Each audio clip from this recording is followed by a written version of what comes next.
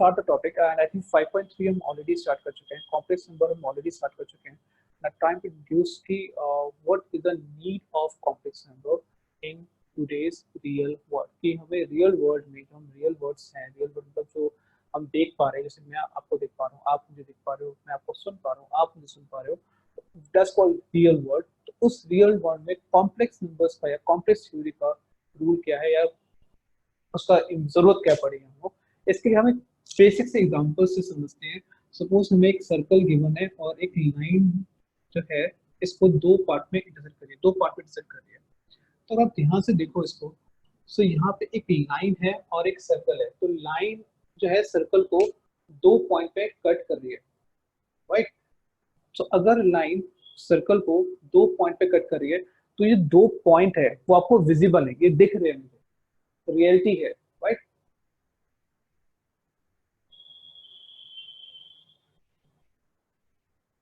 Okay, meeting मैंने ना unlock कर दिया है, तो जो भी बच्चे बाहर चले गए उन्हें बोल दो आने के लिए. So in this case we have a circle जहाँ पे लाइन एग्जैक्टली दो पॉइंट पर इंटरसेक्ट कर रही है. This basically these two points are visible to me, these two points are actually real to me. Real मतलब दिख रहे हैं मुझे.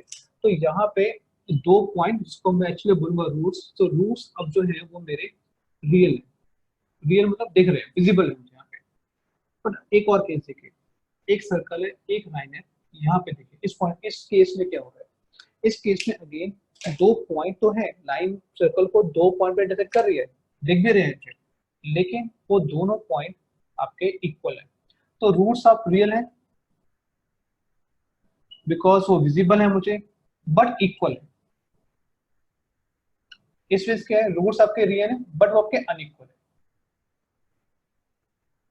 राइट. रूट्स मेरे रियल है पहले केस में बट वो अनइक्वल है. यहाँ पे रूट्स मेरे रियल है बट वो इक्वल है. हाँ चेतन, वो पूछो बेटा, कोई डाउट्स है आपको, पूछो.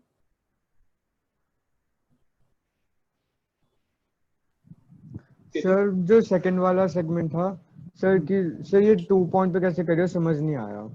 हाँ जैसे मान लो ना, जैसे ये जो पॉइंट है वो जैसे मान लीजिए x की वैल्यू आप लिखते थे ना जब क्वाड्रेटिक इक्वेशन आप सॉल्व करते थे, तो लेट्स से अगर x square minus 2x plus 1 equal to 0 आ गया, इसके दो वैल्यूज आती थी यहाँ पे. तो ये दो वैल्यूज है ना, ये आपके रियल है और इक्वल भी है, that's why roots are real and equal. इस तरीके. Okay sir, okay. ठीक है. सो पॉइंट यहाँ पे ये जो मुझे समझाना है आप लोग को, वो कॉन्सेप्ट ये है यहाँ पे कि पहले केस में मुझे दो पॉइंट दिख रहे हैं, अनइक्वल पॉइंट दिख रहे हैं, रियल है, दिख रहे हैं, अनइक्वल है. यहाँ पे भी मुझे एक पॉइंट दिख रहा है, अगेन रियलिटी है बट वो इक्वल है. बट अगर हम एक केस देखो स्टडी करें, थोड़ा सा फनी केस है वो, लेकिन उसे स्टडी करना जरूरी है. लेट्स से एक सर्कल हमें गिवन है और एक हमें लाइन हमें गिवन है, ठीक है. एक सर्कल हमें गिवन है और एक लाइन हमें गिवन है. पहले केस में दो लाइन सर्कल को दो पॉइंट पर इंटरसेक्ट करिए, दिख रहा है, रियल है, अलग अलग पॉइंट है, अनइक्वल है. सेकंड केस के अंदर लाइन जो है सर्कल को इंटरसेक्ट करिए, दिख रहा है, रियल है, बट सेम पॉइंट है इसलिए वो इक्वल है. अब यहाँ क्या हो रहा है, यहाँ पे क्या हो रहा है, लाइन सर्कल को इंटरसेक्ट कर रही है. ठीक है, मैं सिंपल बोल रहा हूँ, लाइन सर्कल को इंटरसेक्ट कर रही है बट वो दिख नहीं रही.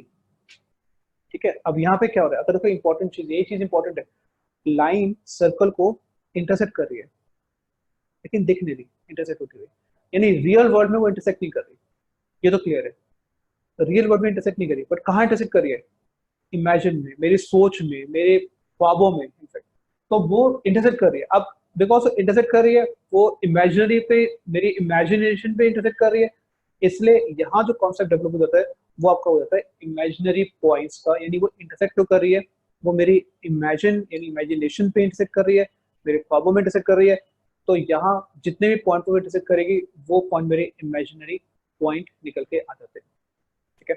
इसलिए जब आप 10th क्लास में आप स्टडी करते थे, आपको याद होगा, आप इस केस के लिए लिखते थे जिसको हम बोलते हैं नेचर ऑफ रूट. बेसिकली यहाँ आप लिखते थे डी इज मोर देन 0, यहाँ लिखते थे डी इज इक्वल टू 0, और जैसे आपका डी लेस देन 0 आता था, आपका जो नेचर ऑफ रूट का स्टेटमेंट आता था वो आप लिखते थे नो रियल रूट एग्जिस्ट. यानी कि रियलिटी में इसके रूट एग्जिस्ट नहीं कर रहे हैं, लेकिन इमेजिनेशन तो कर सकते हैं ना.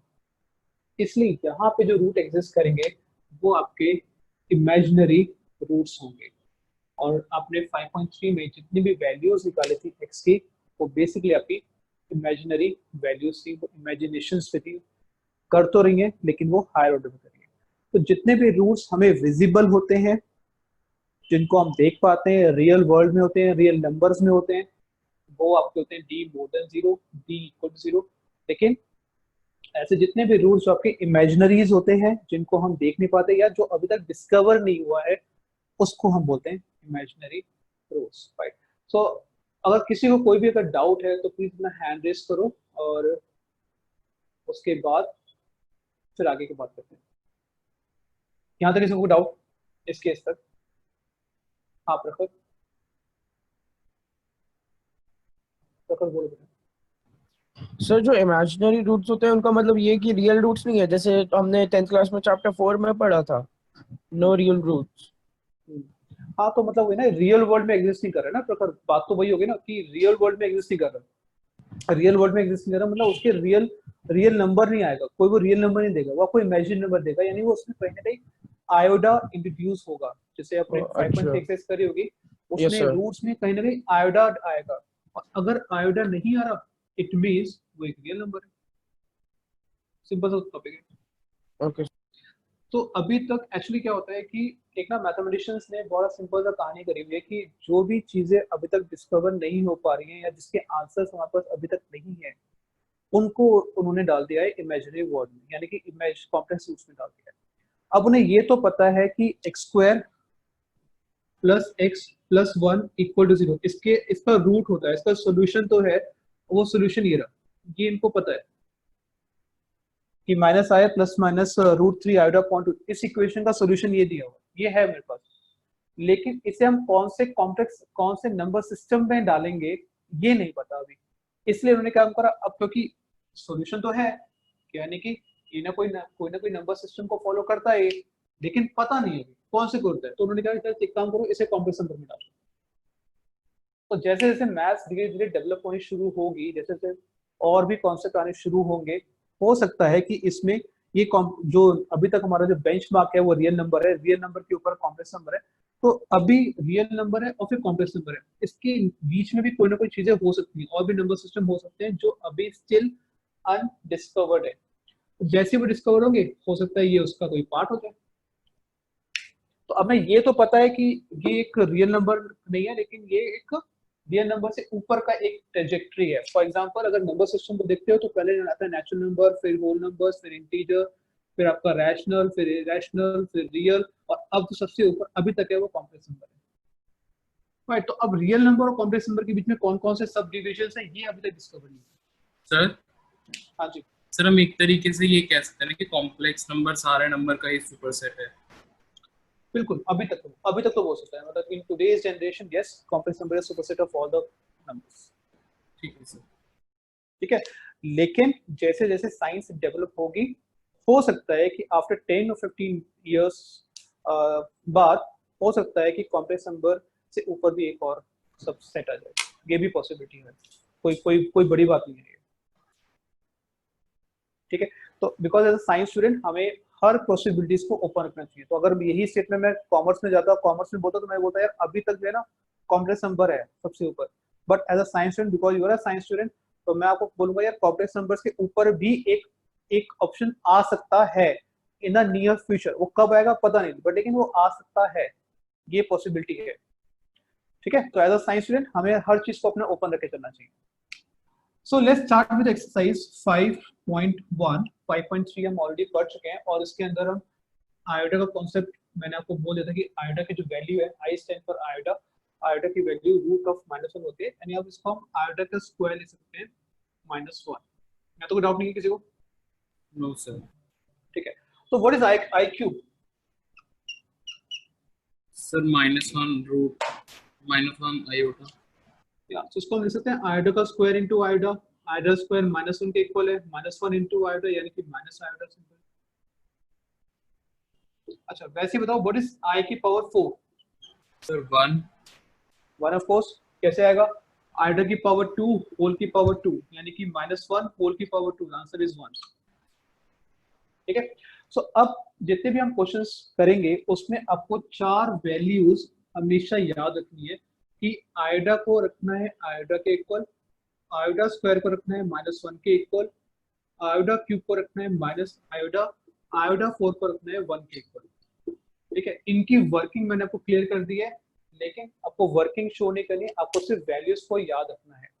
दोबारा सुनिए, आयोडा को आयोडा के इक्वल, आयोडा स्क्वायर को -1 के इक्वल, आयोडा क्यूब को माइनस आयोडा के इक्वल और आयोडा 4 को 1 के इक्वल, ये हमें याद रखना है। सबको क्लियर है? ये आप लोग अपनी कॉपीज में या बुक्स में जहां भी आप चाहो से नोट डाउन करते रहो। सो आयोडा आयोडा के इक्वल, आयोडा स्क्वायर -1 के इक्वल, आयोडा क्यूब माइनस आयोडा के माइनस आयोडा के इक्वल और आयोडा की पावर 4 बेसिकली 1 के इक्वल लिखा जाएगा। राइट, अब बात करते हैं कॉम्प्लेक्स नंबर्स का क्या मतलब है। तो लेट्स से वैसे कॉम्प्लेक्स नंबर्स जिसको हम डिनोट करते हैं स्मॉल z से और उसको लिखते हैं a प्लस आयोडा b की फॉर्म में। This is a representation of any complex number. Complex numbers का जो जनरल फॉर्म है वो होता है z which is equal to a plus iota b।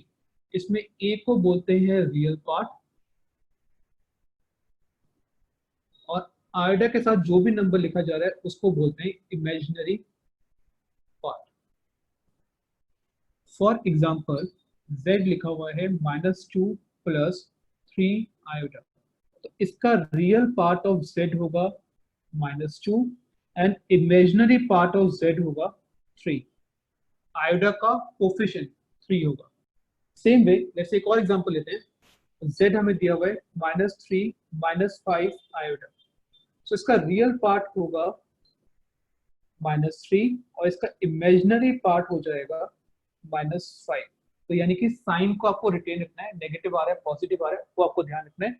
और इस पूरे पार्ट को हम बोलते हैं स्टैंडर्ड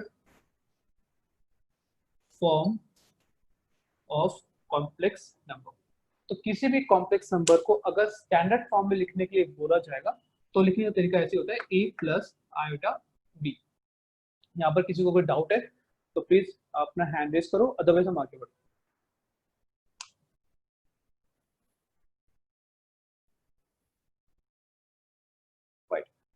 सो अब एक और बात समझिए, आप लोग साथ में नोट डाउन करते रहिए अपने कॉपीज के अंदर कि लेट से अगर मुझे बोला जाएगा यार प्योरली मुझे रियल नंबर चाहिए, मेरा जो कॉम्प्लेक्स नंबर है वो मेरा प्योर रियल नंबर होना चाहिए। प्योर रियल नंबर होना चाहिए यानी उसका इमेजिनरी पार्ट नहीं होना चाहिए। तो कोई भी complex number pure real number तभी बनता है जब उसका इमेजिनरी पार्ट 0 होता है। प्योर रियल, अगर इमेजिनरी पार्ट 0 हो जाएगा तो क्या होगा, z क्या हो जाएगा, a के इक्वल होगा। a के इक्वल होगा यानी उसमें i मिसिंग हो गया, बिकॉज उसमें i मिसिंग है इसलिए वो आपका प्योर रियल नंबर बनेगा। किसी भी नंबर के अंदर अगर आयोडा लगा हुआ है तो वो एक कॉम्प्लेक्स नंबर है, अगर आयोडा नहीं लगा हुआ है तो वो आपका कॉम्प्लेक्स नंबर नहीं है, वो आपका एक प्योर रियल नंबर है। इसी तरीके से अगर मुझे प्योर इमेजिनरी नंबर निकालना है तो इस केस में रियल पार्ट को 0 होना पड़ेगा, यानी a आपका 0 हो जाएगा। ये नोट डाउन कर लीजिए, इसको मैं यूज करूंगा आगे एक्सरसाइज में। तो कॉम्प्लेक्स नंबर में अगर आपका प्योर रियल नंबर है तो उस केस में इमेजिनरी पार्ट 0 होता है, आयोडा नहीं, इमेजिनरी पार्ट आपका 0 होता है।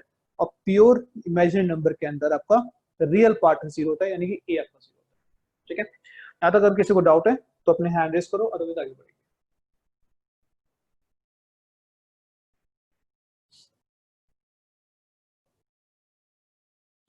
अश्मित क्लियर है आपको? Yes sir. Kavika? Kavika? Yes sir.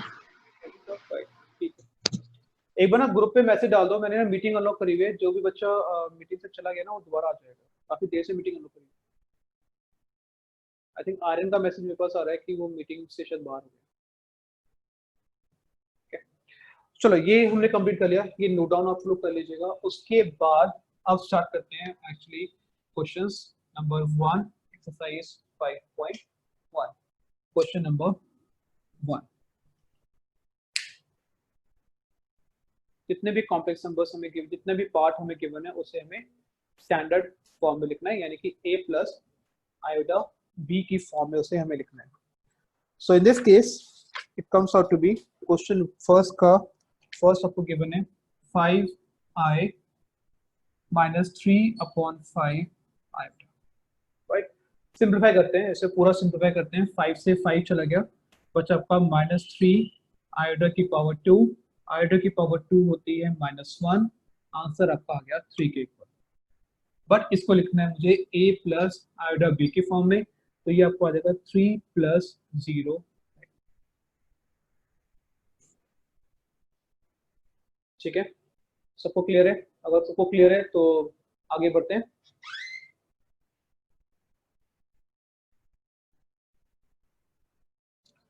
Question number 2 now.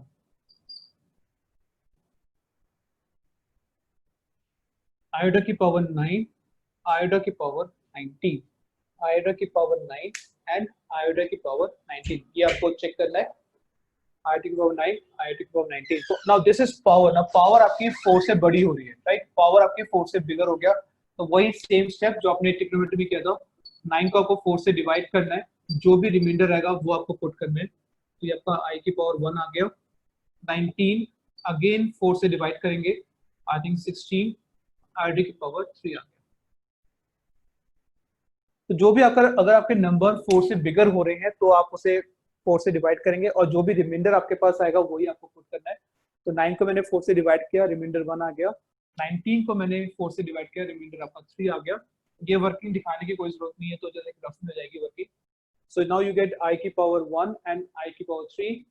आई की पावर 1 को आपको आई लिखना है, आई की पावर 3 आपका हो गया माइनस आयोडा, यानी कि 0 हो गया। इसको लिख सकते हैं 0 + 0 आयोडा।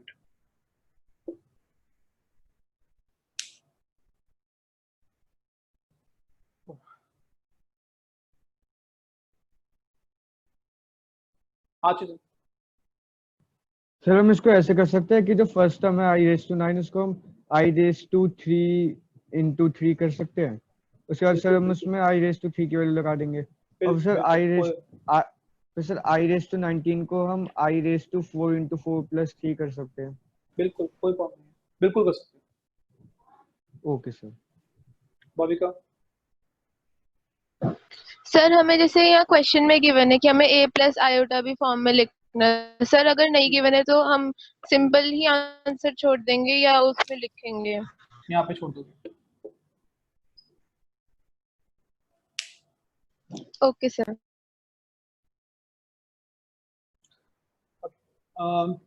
नेक्स्ट करते हैं, थर्ड पार्ट करते हैं इसका।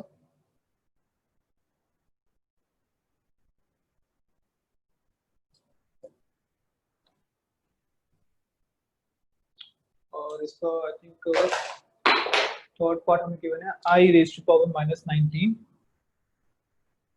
अगेन 39 आ गया, 4 से ही करते हैं, 9 × 36, सो i⁻⁻3।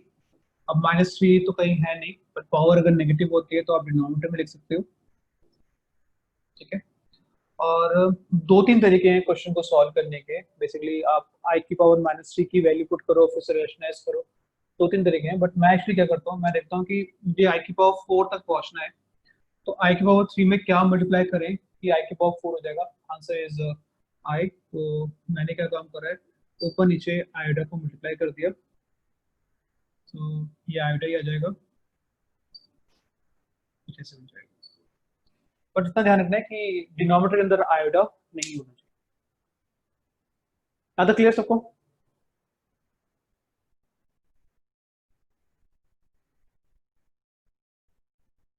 शिवानी?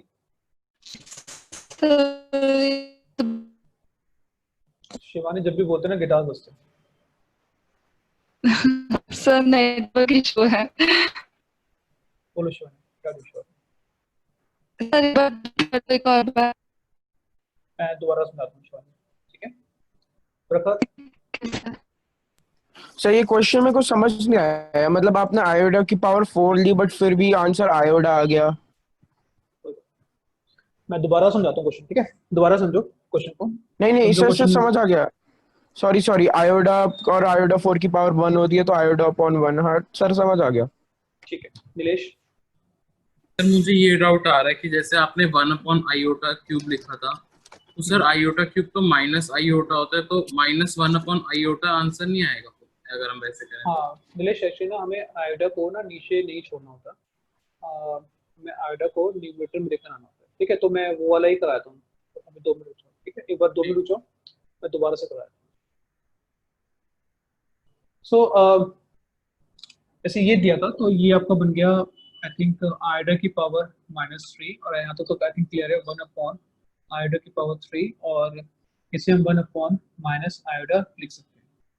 प्रॉब्लम ये आ गया कि आयोडा डिनोमिनेटर में नहीं होना चाहिए, तो आपका उसे रेशनलाइज करना पड़ेगा। तो मैंने इसे मल्टीप्लाई और डिवाइड बाय आयोडा कर दिया, तो आयोडा अपॉन माइनस आयोडा का स्क्वायर, आयोडा का स्क्वायर होता है -1, आंसर आ गया आयोडा अपॉन 1 है सिंपली आयोडा, जिसको हम 0 प्लस आयोडा लिख सकते हैं।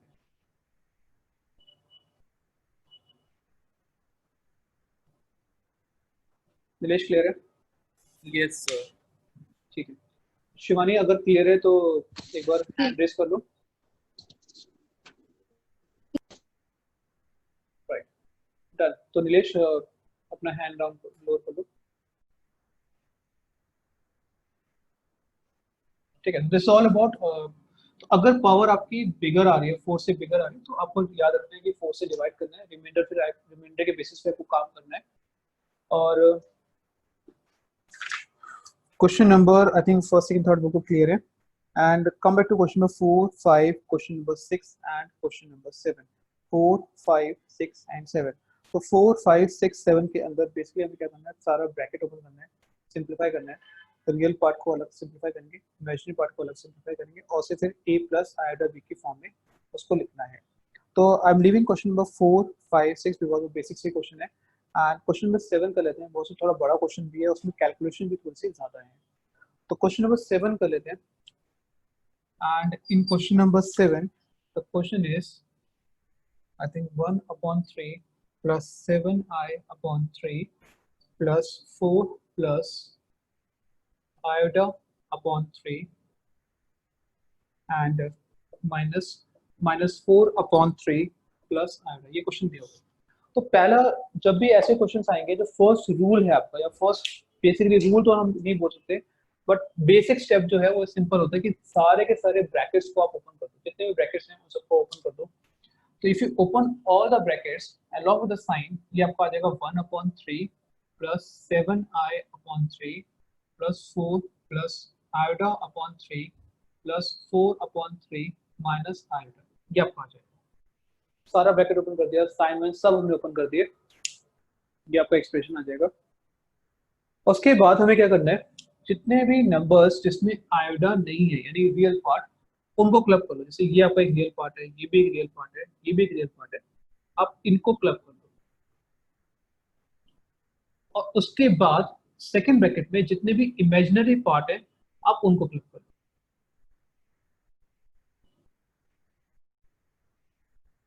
ठीक है, तो अब हुआ कैसे, रियल पार्ट बिल्कुल अलग हो गया, इमेजिनरी पार्ट बिल्कुल अलग हो गया। Now take the LCM, 1 plus 12 plus 4, और यहाँ भी एलसीएम 3 आएगा, तो 7i plus i minus 3i, which comes out to be 17 upon 3 and I think 8 5i upon 3, that's your answer। Automatically आपका a प्लस आयोडा b की form में आ जाएगा। सबको क्लियर है? Yes sir. Yes, sir. Right, so अब आगे देखते हैं। I think I am leaving those questions, question number 6 7 and जो भी है वो छोड़ रहा हूँ, और एक नया टॉपिक हम डिस्कस करते हैं, and it's called multiplicative inverse of a complex number. It's important one, multiplicative inverse of complex number. और लेकिन एक अंडरस्टैंडिंग हमेशा ध्यान रखो, कॉम्प्लेक्स नंबर के अंदर आयोडा कभी भी डिनोमिनेटर के अंदर नहीं आएगा, ये हमें ध्यान रखना है। ठीक है, सो नेक्स्ट टॉपिक आपका है उसको called multiplicative inverse of complex number. Let's say complex number आपको z गिवन है, तो उसका जो मल्टीप्लिकेटिव इनवर्स होगा वो आपका 1/z हो जाएगा। जैसे एक रियल नंबर की अगर हम बात करते हैं, रियल नंबर हमें दिया जा रहा है, तो उसका मल्टीप्लिकेटिव इनवर्स अगर मुझे दिखाना तो 1/a होता है। अगर उसका एडिटिव इनवर्स निकालना है तो वो माइनस से होता है। तो कॉन्सेप्ट बेसिकली ये है कि अगर हम एडिटिव इनवर्स की बात करें, राइट, सो वहां पे जैसे ए आ गया, अब ए के अंदर किस चीज को आप ऐड करोगे so that you get zero, obviously बात है माइनस से। तो ए का जो एडिटिव इनवर्स है वो आपका हो गया माइनस से। जब मल्टीप्लिकेटिव इनवर्स की हम बात करते हैं तो ए के अंदर किस चीज को आप मल्टीप्लाई करोगे so that you get 1, answer is 1 by. Same with z also, कि अगर मुझे मल्टीप्लिकेटिव इनवर्स आपको निकालना है, z निकालना है, तो उसके अंदर आप क्या मल्टीप्लाई करोगे so that you get the answer is 1, obviously answer is 1 by z। In some text book multiplicative inverse को z की पावर -1 लिखा गया। आई थिंक सेम ही बात है, अगर किसी की पावर -1 हो जाती है तो उसको हम रेसिप्रोकल में लिखते हैं। तो इतना हमें डिफिकल्ट लेवल पे नहीं जाना, हम सिर्फ समझेंगे कि मल्टीप्लिकेटिव इनवर्स जो है वो आपका 1 बाय z होता है। अब इसकी वर्किंग कैसे है, फॉर एग्जांपल क्वेश्चन नंबर ये लेते हैं, एक्सरसाइज का ही क्वेश्चन लेते हैं, क्वेश्चन नंबर 11, क्वेश्चन 11 एक बार देख लेते हैं। 8, 9, 10 के बारे में थोड़ी बात डिस्कस करेंगे, क्वेश्चन 8, 9, 10 को। पहले क्वेश्चन नंबर 11 देख लेते हैं। We have z is equal to 4 - 3 iota, इसका मुझे मल्टीप्लिकेटिव इनवर्स निकालना है। So multiplicative inverse of z is equal to 1 by z, तो 1/4 - 3 आयोटा। नाउ आयोटा आपका आ गया डिनोमिनेटर में, वो आपका डिनोमिनेटर में नहीं होना चाहिए, वो आपका न्यूमरेटर में होना चाहिए। तो उसके लिए नेक्स्ट स्टेप होगा इसको रेशनलाइज करना। तो 4 + 3 iota, 4 + 3 iota which is 4 + 3 iota, a - b, a + b which is a square - b का होल स्क्वायर, और ये आपका आ जाएगा which is 4 + 3 iota divided by 16 - 9 iota का स्क्वायर। आयोटा का स्क्वायर होता है -1, so 4 + 3 iota, 16 - 9 into -1, 4 + 3 iota, I think this is 25। इसको आपको फिर ब्रेक करके लिखना है। now this is not compulsory कि आपको ब्रेक करके लिखना है, आप आपका चाहो तो आप आंसर यहाँ पे लिख सकते हो। तो दोनों आंसर ठीक है, ऑल अप टू यू। मैंने ब्रेक करके इससे लिखवाया बिकॉज एनसीईआरटी के अंदर ब्रेक करके लिखा हुआ है, but examination point of view से अगर देखें तो अगर आप ब्रेक नहीं भी कर रहे हो, यहाँ पे छोड़ रहे हो, तो बिल्कुल ठीक है। हाँ जी चेतन जी पूछिए डाउट अपना। सर एक्चुअली मेरे को मल्टीप्लिकेटिव इनवर्स समझ ही नहीं आया। सिंपल सा कॉन्सेप्ट है, देखिए अगर एक कॉम्प्लेक्स नंबर है, इसमें मैं क्या मल्टीप्लाई करूँ सो that you get answer is 1, simple. तो क्या होगा सर 1/z। बस खत्म। तो जो जिस चीज को आप मल्टीप्लाई कर रहे हो उसको मल्टीप्लिकेटिव इनवर्स बोलेंगे। अच्छा हमें मल्टीप्लाई कर क्यों रहे हैं? अगर हमें ना इनवर्स किसी भी एक्सप्रेशन का निकालना होता है, जैसे this is 1 is called basically called identity, identity है तो किसी मल्टीप्लिकेटिव आइडेंटिटी 12th का टॉपिक है बेसिकली। तो अगर हम आइडेंटिटी की बात कर रहे हैं तो उसका मतलब ये होता है कि किसी चीज में हम क्या मल्टीप्लाई करें सो that you get answer is 1 मतलब आइडेंटिटी की हम बात कर रहे हैं, तो वो होगा 1 बाय z, सिंपल। लेकिन अगर हम एडिटिव आइडेंटिटी की बात कर रहे हैं तो वो थोड़ा सा अलग हो जाता है। तो कोई भी अगर नंबर है उसमें आप क्या ऐड करोगे so that you get answer 0, तो आंसर इज -, इसलिए अगर हमें एडिटिव इनवर्स की बात बोला गया तो हम लिखेंगे -, अगर मल्टीप्लिकेटिव इनवर्स की बात बोली गई है तो हम लिखेंगे 1/a। Same in the complex form, अगर मुझे बोला गया है एडिटिव इनवर्स निकालने के लिए इन अ कॉम्प्लेक्स नंबर तो मैं लिखूंगा -z, और अगर बोला जा रहा है मल्टीप्लिकेटिव इनवर्स तो मैं लिखूंगा 1/z। ओके सर क्लियर है, right? Yes sir. Additive inverse हमारे कोर्स में नहीं है तो इसलिए हम उस पर इतना फोकस नहीं करेंगे। यहाँ तो कोई डाउट किसी को?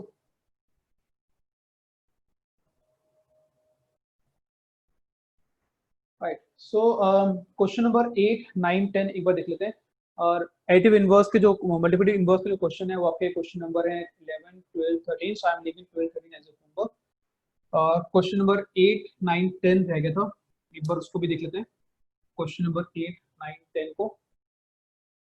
So in question number 8 it will be I think 1 - iota whole की पावर 4। इसको आप लिख सकते हो 1 - आयोटा होल की पावर 2 होल की पावर 2, ठीक है? 1 - आयोटा होल की पावर 2 होल की पावर 2। तो पहले हम स्क्वायर करेंगे, फिर जो भी आपका आंसर आएगा उसका दोबारा से स्क्वायर करेंगे। यहाँ पे a minus b whole square which comes out to be a का square b square minus 2ab whole की पावर 2, 1 का स्क्वायर 1 होता है, आयोटा का स्क्वायर -1 माइनस 2i होल की पावर 2, 1 से 1 कैंसिल, माइनस 2i होल की power 2 which is a 4 iota का स्क्वायर, आंसर इज -4 या फिर -4 प्लस 0 बिकॉज क्वेश्चन में बोला गया है कि आपको उसे स्टैंडर्ड फॉर्म में लिखना है, इसलिए उसे हमने -4 प्लस 0 आयोटा के फॉर्म तक लिखा गया है। ओके, यहाँ तो किसी को डाउट उस क्वेश्चन में?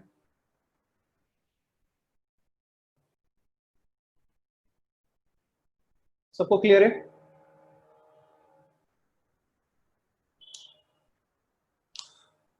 हाँ जी, सबको क्लियर हो गया question? Yes sir. Question number 14, Yes. Question number 14 leaving as a homework, वो बहुत ही बेसिक क्वेश्चन है, वो दिखने में बहुत बड़ा क्वेश्चन है बट वो है बहुत आसान। उसमें करना है कि आपको न्यूमरेटर पहले पूरा सॉल्व करना है, ब्रैकेट ओपन करना है, फिर डिनोमिनेटर पूरा सॉल्व करना है। तब न्यूमरेटर डिनोमिनेटर पूरा सॉल्व हो जाएगा, उसके बाद आपको चेक करना है कि आयोडा डिनोमिनेटर में है या फिर नहीं है। अगर नहीं है तो आंसर आपका वहीं पे खत्म है, और इन केस अगर डिनोमिनेटर आयोडा के अंदर आ रहा है तो उसको रेशनलाइज करना पड़ेगा। बस इतना ही काम करना है उसके अंदर, and then get the answer in the form of a plus iota b, right? So